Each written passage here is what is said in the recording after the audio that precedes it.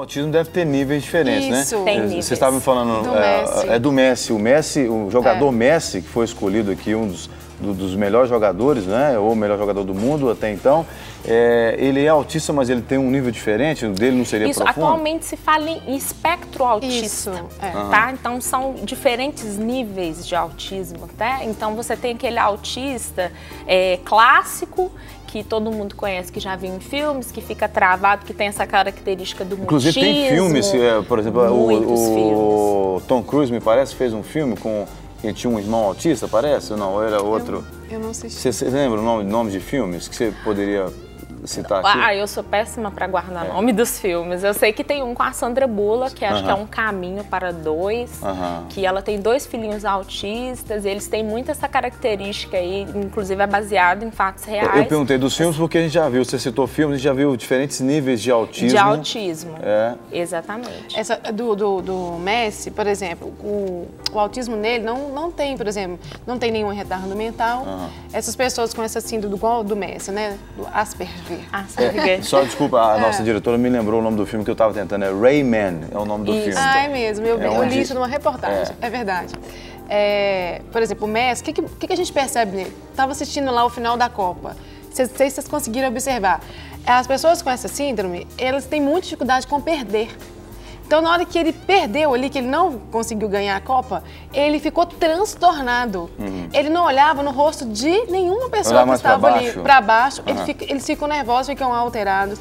Você percebe o Messi, assim, as jogadas dele são sempre do mesmo jeito, porque quem tem a síndrome de Asperger, né, sempre faz as mesmas coisas do mesmo jeito. A jogada dele sempre cai pela direita, quando ele vai fazer o gol, ele chuta sempre do mesmo jeito. Essa síndrome de Asperger seria o nível mais leve? Mais leve. Mais leve, com ilhas de conhecimento. A gente fala que são ilhas de inteligência. Isso. Inclusive, ele tem uma ilha de inteligência, de habilidade específica aí, para a questão aí do atletismo, questões inteligência espacial. Ele não interage bem. Quando ele vai dar uma entrevista mesmo, ele não olha para o rosto do repórter, ele fala pouco, né? E muito interessante foi o dia que ele perdeu lá a Copa. Como que ele ficou transtornado, ele não olhava, eu via seu pessoal cumprimentando, ele não olhava para ninguém, ficou de cabeça baixa, ficou totalmente alterado. Diferente dos outros que tinham perdido da mesma forma, né? Bom, a gente está falando aqui de uma síndrome, citamos aqui uma personalidade muito conhecida, mas eu vou pedir licença a vocês aqui, porque agora nós vamos falar com pessoas que vivem isso no dia a dia. Vamos falar com uma mãe e também com uma cuidadora, não é? É a Soraya. Tudo bem, Soraya? Seja bem-vinda. Você é cuidadora de criança autista. Sim. Numa escola municipal em Belo Horizonte. Sim. Nós vamos saber um pouquinho mais sobre a sua história. E a Aline, tudo bem? Seja bem-vinda. Você tem um filho autista? Isso. Qual que é o nome do seu filho? É Arthur. Qual que é a idade dele? Ele tem 7 anos. 7 anos. Bom, quando é que você descobriu que o Arthur tinha autismo? E como é que foi o recebimento da notícia? Então, na verdade, eu descobri quando eu tive meu segundo filho.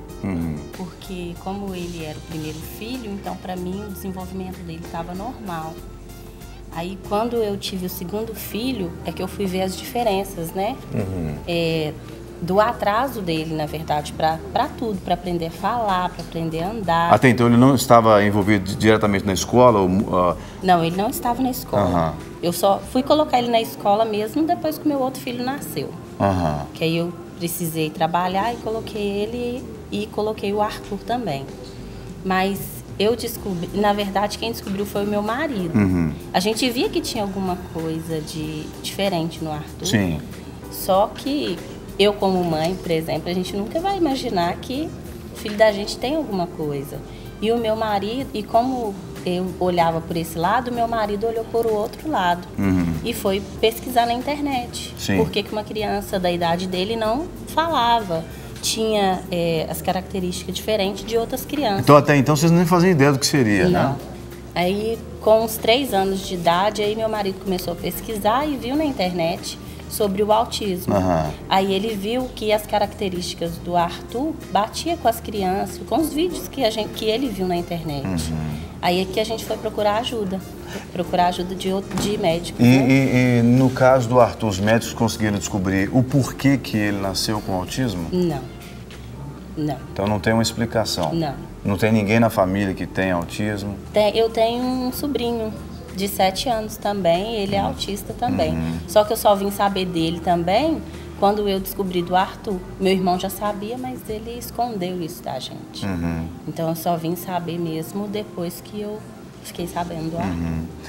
E hoje em dia, por exemplo, depois dessa descoberta, certamente vocês têm acompanhamento, ele está na escola, né? Não seria a mesma escola que a Soraya trabalha, não, né? Você cuida dele? Que legal!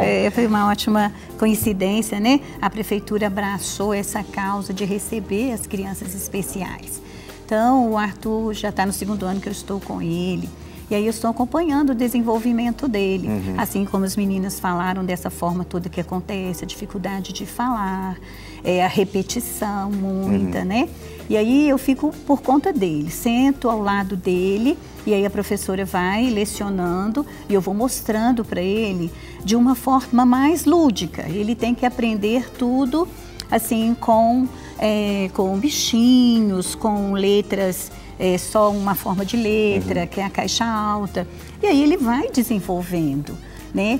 Soraya, desculpa te interromper, agora você tem alguma formação específica para trabalhar cuidando de uma criança autista ou não? Não tem essa necessidade? Eu tenho só o magistério. Sim. Só que aí, o que acontece? A prefeitura oferece, uma vez por mês, a gente tem que fazer uma formação. Uma capacitação. Uma capacitação. E lá a gente aprende como a lidar. Você já tinha lidado com crianças com autismo antes? Não, nunca. Foi a primeira vez. Eu já tinha lidado com crianças de paralisia cerebral, que é bem diferente, né?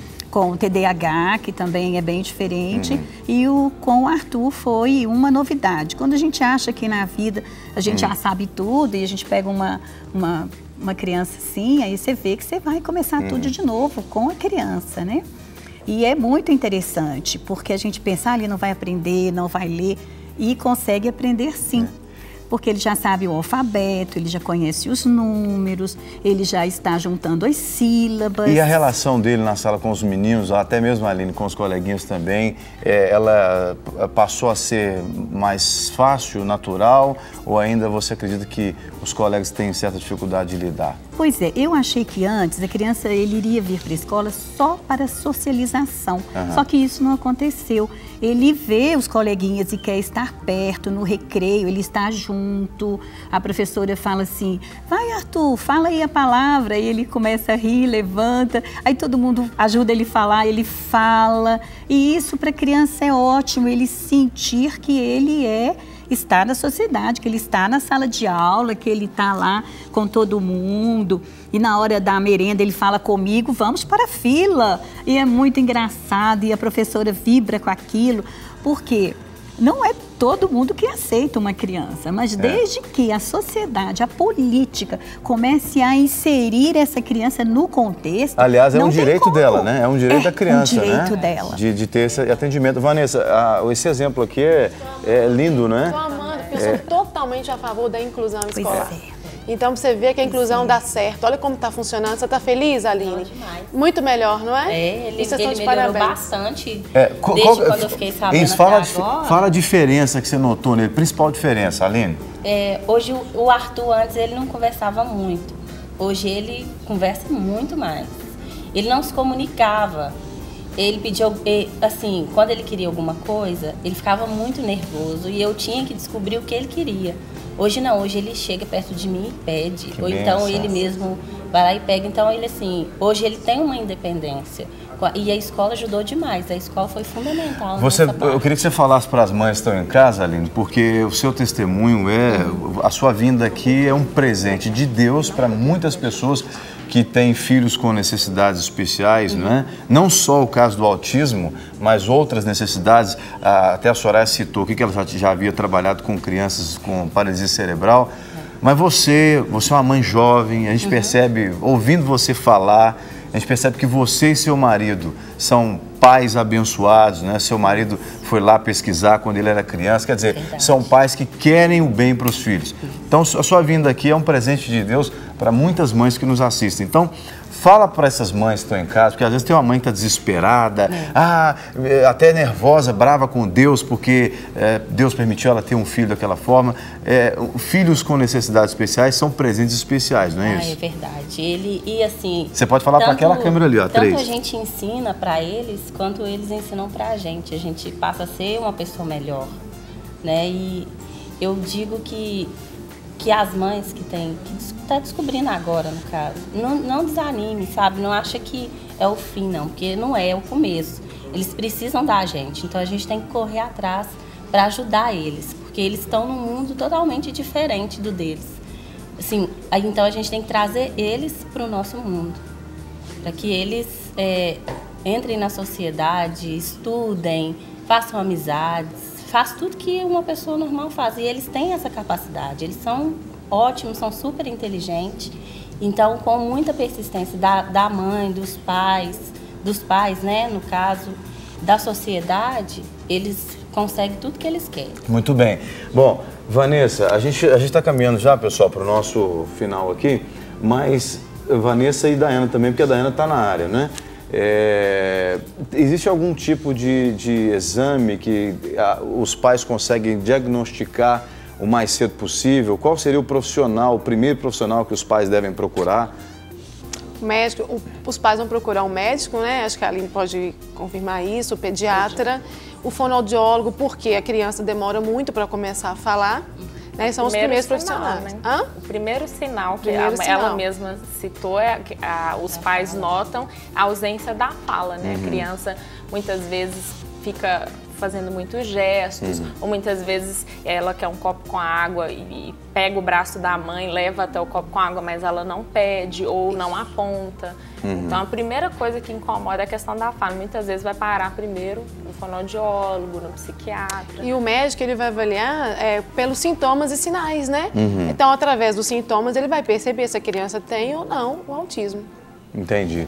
Bom, o testemunho de vocês aqui para a gente foi muito importante, muito especial. Queria, Soraya, que também você deixasse aí suas considerações finais para os nossos telespectadores. Você que não tem, presumo que você não tem nenhuma criança em casa com autismo, mas que com amor de mãe cuida do Arthur ali, que é o filho da Aline, que eu tenho certeza, ouvindo você falar, a gente percebe que você tem esse amor, esse carinho por ele também, porque afinal de contas a sociedade precisa também aprender a receber as pessoas que têm necessidades especiais, né? Pois é. Então, olha aqui, gente, não esconda o seu filho. Ele tem direito de ir para a escola, ele tem direito de frequentar, a ir a um shopping, a ir a um parque. Você, do lado dele, vai fazer a diferença. Caminhe com ele todos os dias da sua vida. Não deixe de dar o que é mais primordial, é o amor. Ter paciência, carinho, ensine uma vez, 10 vezes, 1000 vezes, se for possível, se for preciso. E ele vai aprender. E você vai começar a notar a diferença do dia a dia da vida dele. Porque você está preparando, né, Aline, uma criança, um adulto para o futuro e colocar ele nas mãos de Deus. Porque a gente não vive para sempre. Você vai estar criando um filho para Deus e para a sociedade. Não deixe de lutar pelo seu filho, que você vai ver a diferença. Às vezes até a própria família gosta de esconder, não leva em festinha porque faz muita bagunça, joga tudo no chão, mas não é por aí não. Ele precisa, se Deus mandou, é porque você tem condições de criar o seu filho. Primeiramente no caminho do Senhor e depois até a hora que for a hora dele vir para o Senhor Jesus. E vai que o seu filho se torna depois um Messi da vida, né? Pois já pensou? É. Vai que se torna um Messi aí, o melhor jogador do mundo, mesmo tendo algumas limitações, né? Bom, a gente quer agradecer muito a você, Aline, por compartilhar seu testemunho pessoal, Soraya também, por compartilhar a sua experiência ali com o Arthur. Sim. Vanessa. Ah, você é chorona, você chora à toa. Você chora à toa. Nossa, mas eu amei. Muito obrigada, viu, Aline, pela sua participação, Soraya. Foi muito bênção mesmo, viu? Muito legal.